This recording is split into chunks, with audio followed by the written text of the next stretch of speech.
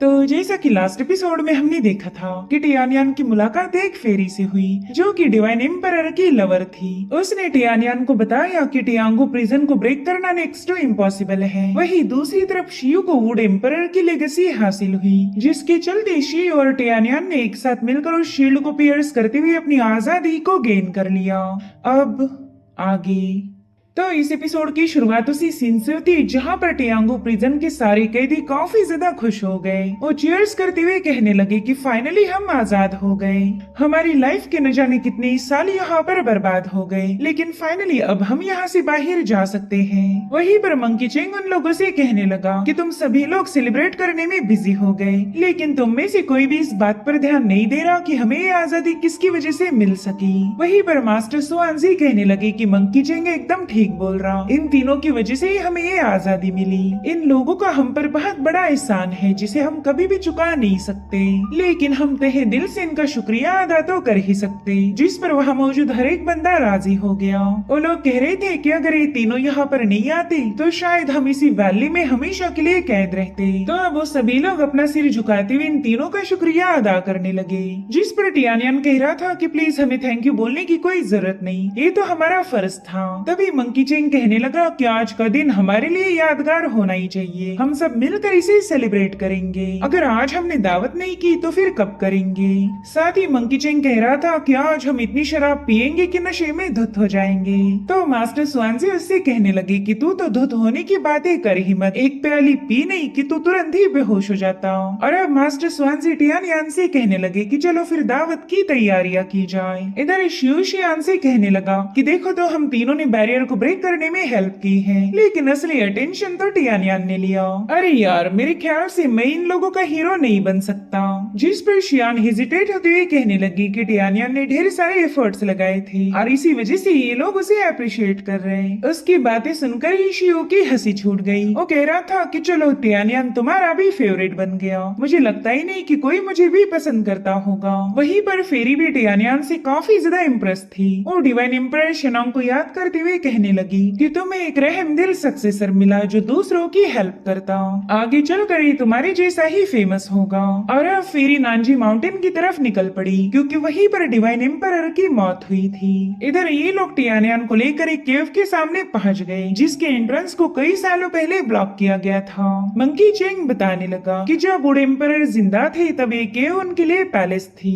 ऐसा कहा जाता कि वुड एम्परर वाइन के शौकीन थे, तो हो सकता है कि इस केव में हमें बढ़िया क्वालिटी वाली वाइन मिल जाए। मगर इसके ऊपर एक बैरियर सेटअप है और उसे वुड एम्परर का डिसेंडेंट ही ब्रेक कर सकता। इसलिए उसे रिक्वेस्ट करने लगा कि प्लीज इस बैरियर को ब्रेक करो, सिर्फ तुम्हारे पास ही वो एबिलिटी होगी क्योंकि तुमने वुड एम्परर की इनहेरिटेंस को हासिल किया है। जिस पर शियो कह रहा था कि ठीक है मैं इस बैरियर को ब्रेक करने की कोशिश तो कर ही सकता हूँ, लेकिन हमें सक्सेस मिलेगी या नहीं इसके बारे में मैं बता नहीं सकता। सो अब शियो ने अपनी पावर्स को एक्टिवेट करते हुए सीधे अपनी वुडन सोर्ड को समन कर लिया और अब उसने अपनी ब्लेड को सीधे उस बैरियर के अंदर पियर्स कर दिया, जिसके चलते वहाँ पर काफी स्ट्रॉन्ग वुड एनर्जी रिलीज हो रही थी। और अब काफी देर तक अपनी पावर्स का इस्तेमाल करने के बावजूद भी शियो से ब्रेक नहीं कर पाता, जो देख वैली के लोग कहने लगे कि शायद ये बैरियर काफी ज्यादा स्ट्रॉन्ग होगा। वुड एम्परर नहीं चाहते कि उनके पैलेस में किसी को एंट्री मिले, मगर उतने में वहाँ मौजूद बैरियर अपने आप हटने लगता है, जो देखकर मंकी चेंग तो काफी ज्यादा खुश हो गया। वो कह रहा था कि आज फाइनली हमें बढ़िया सी वाइन पीने को मिलेगी। और अब इन सब ने एक साथ मिलकर उस केव में एंटर किया। ये लोग देखते ही कि वहाँ पर ढेर सारा खजाना पड़ा है, तो अब इनमें से एक बंदे ने खजाना लूटना शुरू किया, लेकिन दूसरा बंदा उसे डांट रहा था। वो कहता है कि ये ट्रेजर वुड एम्परर का है, इस पर तुम अपना हक नहीं जमा सकते।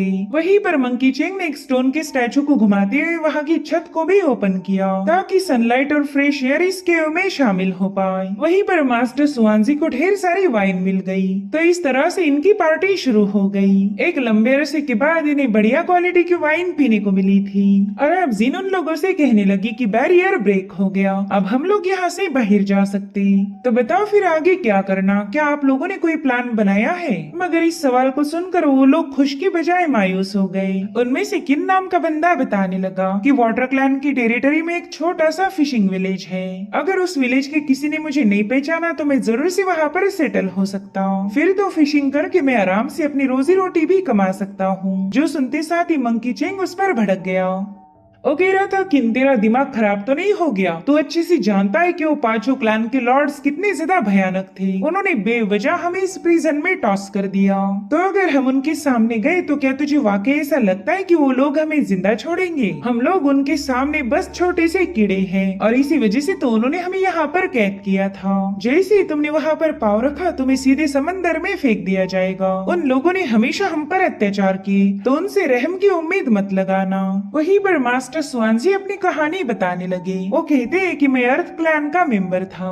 अपने डिविनेशन के दम पर मुझे ढेर सारी रिस्पेक्ट मिलती थी। मैंने हमेशा राइचसनेस का ही साथ दिया, लेकिन ये बात वहाँ के एल्डर्स को पसंद नहीं आई। उन्होंने हमेशा मासूमों को बुली किया और जब मैंने उनके खिलाफ आवाज उठाई उन्होंने मुझे फेक कहा। साथ ही ये अफवाह उड़ा दी कि मैं इंसानों को खाने वाला डीमन हूँ और इस तरह से मुझे पूरी तरह से बदनाम करके इस प्रिजन में फेंक दिया गया। सो अगर मैं अर्थ क्लैन में वापस गया तो वो लोग जरूर से मुझे मार देंगे। सो बारी बारी करते हुए ये सभी लोग अपनी अपनी कहानियां बताने लगे। इन सभी पर अत्याचार हुए थे। इनमें से हर एक बंदे ने सच और जस्टिस के लिए आवाज उठाई थी, लेकिन पनिशमेंट के तौर पर इन्हें कैद किया गया। ये अच्छे भले लोग करप्ट पॉलिटिशियन का शिकार बन गए। अब उनकी कहानियां सुनते साथ ही शियान भी काफी ज्यादा इमोशनल हो गई। वो सभी को बताने लगी कि मैं वाइल्ड हीरो हुआन हाई की बेटी हूँ। मेरे फादर और मिराज काउंटी के सिटी लॉर्ड ने एक साथ मिलकर जूलोंग के खिलाफ चैलेंज किया। वो नहीं चाहते थे कि जूलोंग इस दुनिया को परेशान करे और ये बात जूलोंग को पसंद नहीं आई, तो उसने वाटर क्लैन का इस्तेमाल करते हुए मिराज काउंटी पर हमला किया। अब तो मुझे ये भी नहीं पता कि वो लोग जिंदा है या मर चुके। जहाँ तक मैं जानती हूँ वाटर क्लैन के टियानो ने मिराज काउंटी को पूरी तरह से निस्तनाबूद किया। वहीं पर शिव बताने लगा कि वाटर क्लैन का टियानो एक नंबर का ईवल है। उसने पांचों क्लैन के नोबल फैमिलीज के साथ मिलकर हम सभी को बुली किया। वो लोग चाहते हैं कि पूरी दुनिया पर जूलोंग की हुकूमत एस्टेब्लिश हो जाए और अगर ऐसा हुआ तो कमजोरों के लिए इस दुनिया में कोई जगह बाकी नहीं रहेगी। और तभी टियानियन सबसे कहने लगा कि हम सभी को नोबल फैमिलीज ने टॉर्चर किया है, हमारे जैसे लोगों के लिए उस दुनिया में कोई जगह नहीं, और इसीलिए मैंने फैसला लिया कि उस दुनिया में जाकर जलील होने से अच्छा है कि हम इस वैली को अपना घर बना ले। पहला इस वैली में प्रिजनर्स को भेजा जाता था। प्रिजनर यानी वो लोग जिन्होंने हमेशा सच्चाई का साथ दिया। ऐसे लोग नोबल फैमिलीज को पसंद नहीं आते, तो इसी वजह से हम टियांगो प्रिजन को अपना घर बनाएंगे। हमारे इस वैली पर किसी क्लैन का अधिकार नहीं होगा। यहाँ पर जस्टिस और राइचसनेस को प्रायोरिटी दी जाएगी। ये शहर होगा उन लोगों का जिन्हें बुली करके समाज से बाहर निकाल दिया गया। हम इस टियांगो प्रिजन को अब टियांगो वैली सिटी का नाम देंगे और यहीं पर अपना घर बसाएंगे। वेल टियानियन की आइडिया सभी लोगों को काफी ज्यादा पसंद आई। उन्हें पता था कि वो बाहर की दुनिया में पाँव नहीं रख सकते, तो क्यों ना इसी प्रिजन को अपना घर बनाया जाए। इधर मास्टर स्वानजी ने अपने पत्थरों को थ्रो करते हुए चेक किया कि अरे ये तो हेवन की भी मर्जी है। हेवन भी चाहता है कि हम यहाँ पर अपना घर बसाएं। सो इस तरह से ये सभी लोग अपनी नई सिटी बनाने के लिए पूरी तरह से तैयार हो गए। वहीं पर हम जीलियांग नाम के बंदे को देख पाते जो कि चुपके से इनकी बातें सुन रहा था। वेल ये बंदा कौन है इसके बारे में हमें फिलहाल तो बताया नहीं गया, लेकिन शायद हो सकता है कि ये भी इस टियांगो प्रिजन का ही कोई कैदी हो।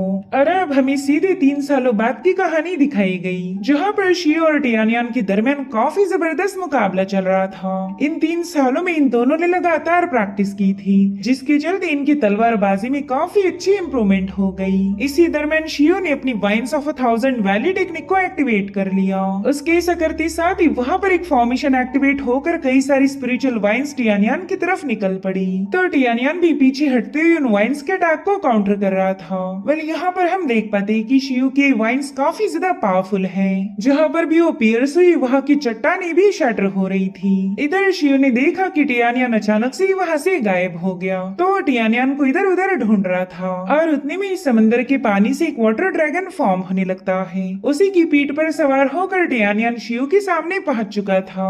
वेल इन दोनों ने अपनी अपनी अल्टीमेट टेक्निक का इस्तेमाल किया था और फिर इन दोनों ने फटाफट से एक दूसरे पर अटैक चार्ज कर दिया। यहाँ पर टियानियन का वाटर ड्रैगन और शियो की वाइन्स में काफी जोरदार क्लैश हुआ था, जिसके चलते एक जोरदार एक्सप्लोजन होते हुए टियानियन और शियो दोनों भी पीछे की तरफ पुश हो गए। दरअसल इन दोनों ने 3 सालों तक काफी कड़ी मेहनत की थी ताकि ये लोग उस काबिल बन जाए कि वाटर क्लैन के टियानो को हरा सके। सब यहाँ पर टियानियन शियो से कहने लगा कि तुमने तो अपनी मूव को काफी अच्छे से मास्टर किया है, अब तो तुम काफी इजीली उन वाइन्स का इस्तेमाल कर कर सकते हो। जिस पर शिव कहने लगा कि 3 सालों तक एक ही मूव की प्रैक्टिस की है तो जाहिर सी बात है कि वो अपनी अल्टीमेट लेवल पर पहुंची जाएगी। तभी टियानियन उससे कहता है कि चलो क्यों ना एक और मुकाबला किया जाए। और अब वो शिव पर हमला करने जाने ही वाला था कि उतने में उन्हें किसी की आवाज आई। वो बंदी इन दोनों से कह रही थी कि तुम तो बस दिन भर मुकाबला करते रहते, अगर तुम्हारी जगह कोई और होता तो रोज रोज फाइट कर करके पक जाता।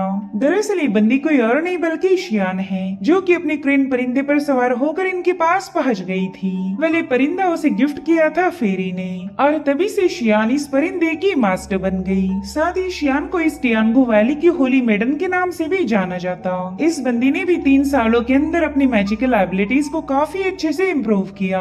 अब उसके वहाँ आते साथ ही शियो उसे चिढ़ाने लगा कि बताओ तुम यहाँ पर क्यों आई हो, अब ये मत बोलना कि तुमने दोबारा से जिन की क्लास को मिस किया। वैसे मैंने सुना है तुम्हें स्कूल से भागना काफी ज्यादा अच्छा लगता। अब ये सुनते साथ ही शियान ने चुटकी बजाते हुए उसके मुंह को बंद कर दिया। वो उसे बता रही थी कि मैंने तो एक लंबे से पहले ही सेक्रेड मेडन टेक्निक को मास्टर कर लिया। और अब वो इन दोनों से पूछने लगी कि बताओ तुमने मुझे यहाँ पर क्यों बुलाया, और प्लीज मुझे तुम्हारी ड्यूल देखने पर मजबूर मत करो। 3 सालों में मैंने तुम दोनों की इतनी सारी फाइट्स देखी है कि अब तो मुझे बोर होने लगा। जिस पर टियानियन कहने लगा कि फिक्र मत करो, आज तुम्हें हम अपनी ड्यूल तो नहीं दिखाएंगे, बल्कि हमें तुम्हारी स्नो फेदर क्रेन की जरूरत थी। वेल हम लोग वैली से बाहर जाना चाहते। अब ये सुनते साथ ही शियान थोड़ी सी पैनिक हो गई। जो देख टियानियन उससे कह रहा था कि एक लंबे अरसे पहले हम मिराज काउंटी से यहाँ आए। उस वक्त वैली से बाहर जाना थोड़ा सा मुश्किल था, लेकिन अब मुझे नहीं लगता कि वाटर क्लैन के लोग हमें अभी भी ढूंढ रहे होंगे। तो इसी मौके का फायदा उठाकर हम तुम्हारे फादर और सिटी लॉर्ड को ढूंढना चाहते। उन दोनों के साथ क्या हुआ था ये आज तक हमें पता नहीं चला और ना ही उनकी कोई खबर मिली, इसीलिए अब हमारे लोगों से मिलने का वक्त आ चुका है। जो सुनते साथ ही शियान ने फटाफट से अपनी क्रेन फेरी को इनके हवाले कर दिया। वो भी जानना चाहती है कि उसके फादर हुआनहाई के साथ क्या हुआ था। सब टियानियन और शिव तुरंत ही उस क्रेन पर सवार हो गए। साथ ही टियानियन शियान से कहने लगा कि हमारे वापिस आने तक टियांगो वैली का ख्याल रखना, जैसे ही हमें उनके बारे में कुछ पता चलेगा हम तुरंत ही वापिस आ जाएंगे। वहीं पर शियान भी उन्हें बता रही थी कि टियानो काफी ज्यादा शातिर है, तो उस बंदे से थोड़ा सा बच के रहना। अब इसी यहीं पर कट होकर हम टियानो के बेटे शिलांग को देख पाते हैं, जो कि पिछले 3 सालों से क्लोज डोर कल्टीवेशन में था। उसके आसपास काफी पावरफुल एनर्जी रिवॉल्व हो रही थी और उतने में मास्टर शिंदो वहाँ पर पहुँच गया। उसने देखा कि शिलांग की बॉडी से काफी भयानक वाइन्स रिलीज हो रही है। दरअसल ये इवल पावर थी जुलोंग की, जो कि उसने 3 सालों पहले शिलांग को गिफ्ट की थी और शिलांग ने 3 सालों तक इस डिवाइन एबिलिटी को मास्टर किया। मिराज काउंटी में टियानियन ने उसे काफी ज्यादा जलील किया था, तो ये बंदा बस टियानियन से बदला लेना चाहता है। साथ ही वो अपने बाप टियानो को ये भी दिखाना चाहता था कि वो भी काफी ज्यादा पावरफुल है। और इस बार वाकई शिलांग की पावर्स बढ़ चुकी थी। उसकी बॉडी से रिलीज होने वाली एनर्जी से वहाँ पर ब्लड लैंसेस फॉर्म किए थे, जो देखकर ही शेंदू तो हैरान हो गया। और अब फाइनली शिलांग अपनी कल्टीवेशन से बाहर आ जाता है। वहीं पर शेंदू भी घुटनों पर आकर उसे रिस्पेक्ट दे रहा था। वो कहता है कि आपने अपनी डिवाइन एबिलिटी को परफेक्शन लेवल पर पहुंचा दिया। और अब वो 3 सालों में क्या कुछ हुआ था इसकी सारी खबरें शिलांग को सुनाने लगता है। वो कह रहा था कि हमारी जनरल डिंगशी ने ईस्टर्न सी किंगडम पर अपना डोमिनेंस साबित किया। अब वो पूरा किंगडम हमारे अंडर कंट्रोल है और इससे हमारे वाटर क्लैन का काफी बड़ा फायदा हो गया।